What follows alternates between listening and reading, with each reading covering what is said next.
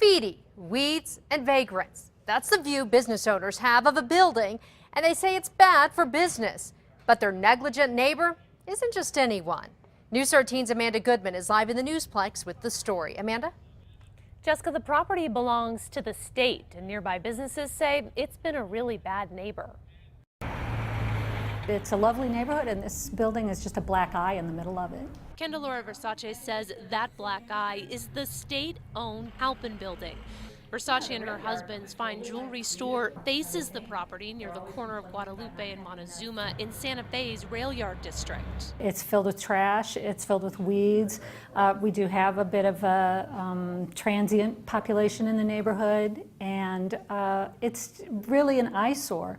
She says over the last 8 years, things have steadily gotten worse on the property, while the neighborhood around it has steadily improved to cater to tourists. So they come off the train, that's what they see, they walk past this, it's just gross. What's worse is Candelora says the dilapidated look has attracted some unwanted visitors. Visitors she's had to call the cops on more than a few times. We have transients urinating in the building, junkies passing out on the loading dock over here. Versace says after calling 911 weekly, she's had enough. So she started calling the state to see who was responsible for the building.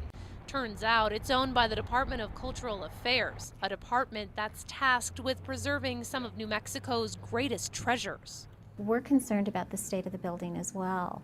The problem, Cabinet Secretary Gonzalez says, comes down to money and the fact that there just isn't enough to go around. We have a challenge in juggling what are the most important and how do we address those.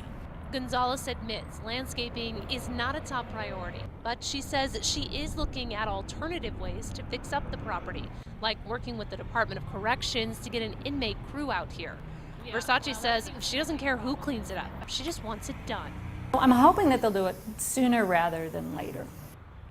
Now, I asked the Cabinet Secretary when she thought the inmate crew would be able to get out there and start cleaning up the property. She said probably soon. Jess, back to you. Okay, Amanda, that building once housed the state archives. It's now a temporary location for some of the state's collections, and archaeologists do some work there, too.